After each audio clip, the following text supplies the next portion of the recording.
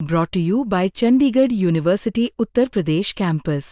Scholarship से सपने की नई राह देने वाली चंडीगढ़ यूनिवर्सिटी अब उत्तर प्रदेश कैंपस में भी बिखेरेगी उम्मीदों की रोशनी, क्योंकि हमने भारत से सीखा है। तो आदाब, नमस्कार, गुड इवनिंग, सत श्री अकाल। एक बार फिर आप तमाम लोगों का स्वागत है क्राइम तक की कहानी के इस एपिसोड में। उम्मीद है पूरी फैमिली अच्छी होगी, अपना और अपनों का ख्याल रख रही होगी।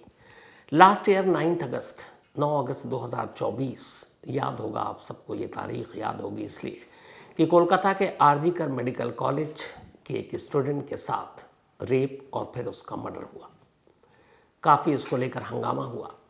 मामले की जांच फास्ट ट्रैक कोर्ट को सौंपी गई। फास्ट ट्रैक कोर्ट ने अपना फैसला दिया। फैसला ये कि उम्र कैद की सज़ा। उसके बाद उस फैसले को अब हाई कोर्ट में, कोलकाता हाई कोर्ट में चैलेंज किया गया है। अब ये हाई कोर्ट में रहेगा, उसके बाद वहाँ से सुप्रीम कोर्ट जाएगा, तो भी एक लंबा वक्त लगेगा। जो हमारा अपना पुराना इतिहास है उसको देखते हुए तो चलेगा अभी, क्योंकि निर्भया में भी तो 8 साल लगे थे ना, हाई कोर्ट और फिर सुप्रीम कोर्ट में जाकर। तो अभी तो सिर्फ फास्ट ट्रैक कोर्ट का आया। लेकिन खबर या कहानी ये नहीं है। कहानी ये है कि 9 अगस्त को कोलकाता के एक मेडिकल कॉलेज में एक स्टूडेंट के साथ रेप होता है, उसका कत्ल होता है। और उसी कोलकाता में लगभग 9 महीने बाद उसी शहर में एक लॉ कॉलेज में, जहाँ कानून की पढ़ाई की जाती है, जहाँ के बच्चे आगे चलकर कानून के मुहाफिज बनेंगे, केस लड़ेंगे, मुकदमा लड़ेंगे, देश का कानून और लीगल सिस्टम, जुडिशरी सिस्टम कैसा होगा, उसके हिस्सेदारी में वो अपनी भूमिका निभाएंगे। उसी लॉ कॉलेज की एक स्टूडेंट के साथ गैंग रेप होता है 25 जून शाम 7 से लेकर 10:15 के दरमियान। तो पहले मेडिकल कॉलेज और फिर अब लॉ कॉलेज। और ये कोई ऐसा वैसा लॉ कॉलेज भी नहीं है। साउथ कोलकाता लॉ कॉलेज 1970 में ये बना था। कैलकाटा यूनिवर्सिटी से एफिलेटेड है, बार काउंसिल ऑफ इंडिया से एफिलेटेड है, और इसकी एक अच्छी खासी साख है, एक पहचान है। यहाँ से बड़े बड़े नामचीन वकील भी निकले हैं, क्योंकि करीब 55 साल का इतिहास है इस लॉ कॉलेज का, साउथ कैलकाटा लॉ कॉलेज। इसी कॉलेज के पढ़ने वाले और इस कॉलेज के यूनियन के एक प्रेसिडेंट, जो टीएमसी के स्टूडेंट्स लीडर हैं 10 सालों से, ममता बनर्जी की जो पार्टी है, उसी पार्टी से कॉलेज के अंदर, कैंपस के अंदर बाकायदा जो यूनियन रूम होता है, स्टूडेंट्स यूनियन रूम, हर यूनिवर्सिटी में आपने देखा होगा, मैंने दिल्ली यूनिवर्सिटी में देखा है, मैं उसका पार्ट भी रहा हूँ। तो उस रूम में पहले छेड़खानी होती है और फिर उसी यूनिवर्सिटी के उस लॉ कॉलेज के एक सिक्योरिटी गार्ड के रूम में ले जाकर एक स्टूडेंट के साथ, जिसकी उम्र 24 साल है, बाकायदा गैंग रेप होता है।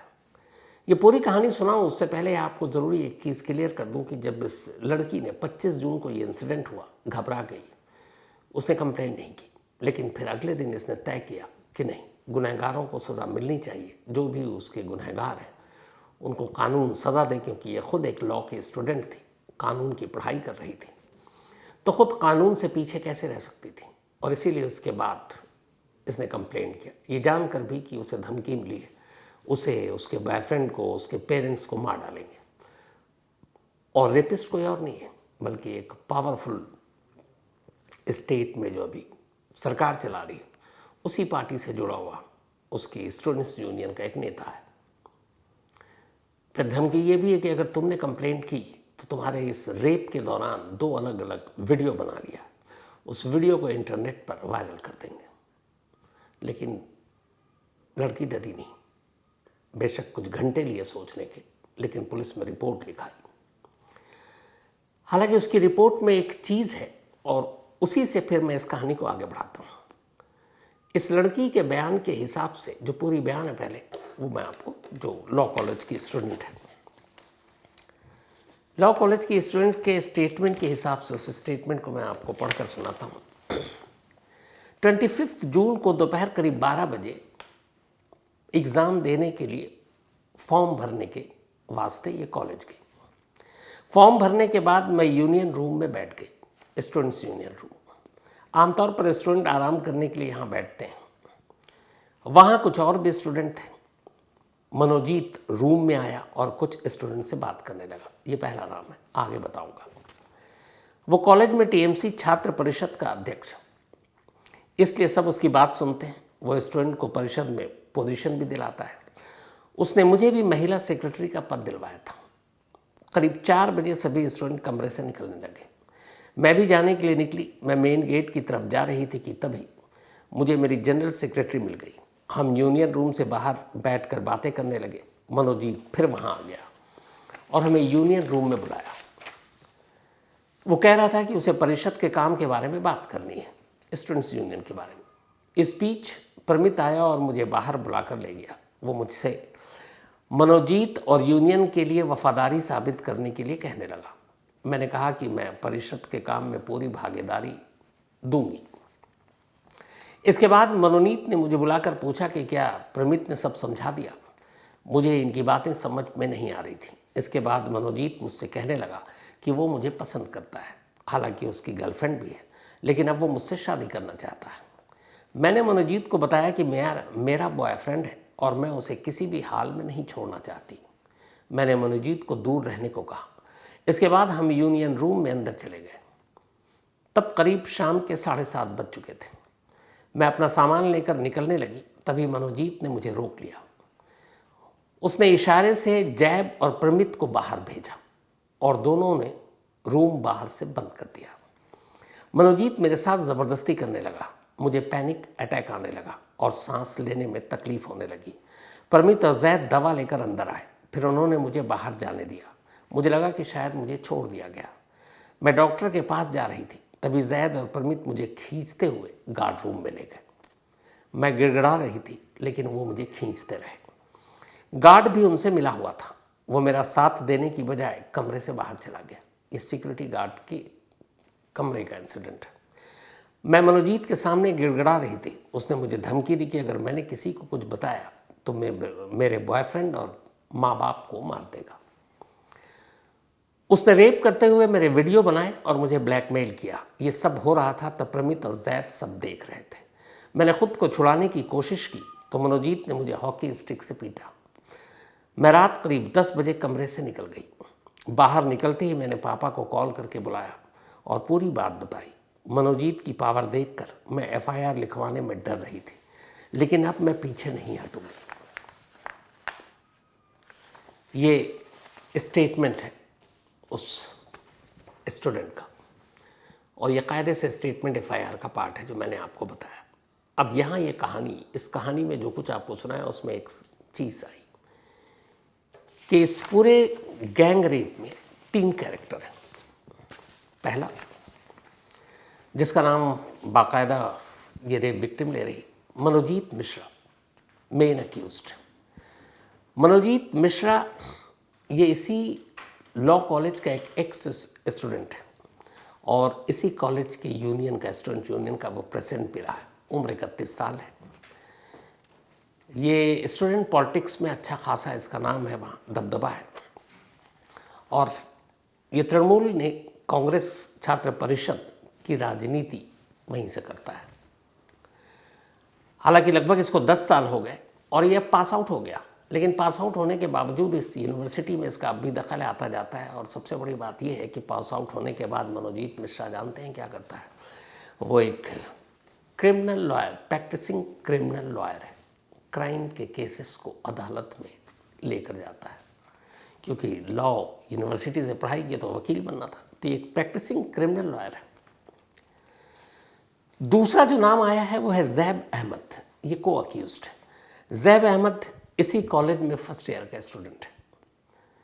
19 साल सिर्फ उम्र है, लेकिन मनोजीत मिश्रा के साथ इसका उठना बैठना है। इस रेप विक्टिम को जो कमरे के अंदर ले जाना, बंद करना, उनमें एक जैब अहमद का रोल है। कोलकाता का ही रहने वाला है और इसी यूनियन पॉलिटिक्स के दौरान इसकी मुलाकात हुई थी मनोजीत मिश्रा से। तीसरा को अक्यूज्ड है प्रमित मुखर्जी उर्फ प्रमित मुखोपाध्याय। ये भी इसी लॉ कॉलेज में सेकंड ईयर के स्टूडेंट है और 20 साल की उम्र है। कॉलेज पॉलिटिक्स यूनियन में इसका भी दखल है और ये भी मनोजीत मिश्रा का इसी यूनियन पॉलिटिक्स की वजह से पुराना साथी रहा है। इस लड़की की कंप्लेंट के बाद इन तीनों को कोलकाता पुलिस ने उठाया और फिर इन्हें कोर्ट में पेश किया। 4 दिन की पुलिस रिमांड में इन्हें नेक्स्ट ट्यूसडे तक कस्टडी में भेजा गया।